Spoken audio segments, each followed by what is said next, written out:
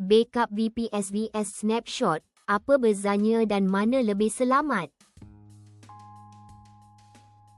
Fahami backup VPS vs Snapshot, fungsi, retention, offsite backup, kaedah 3, 2, 1, RTO, RPO dan ujian restore.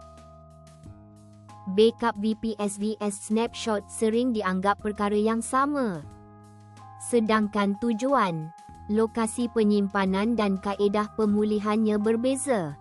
Snapshot memudahkan rollback pantas kepada keadaan server terdahulu.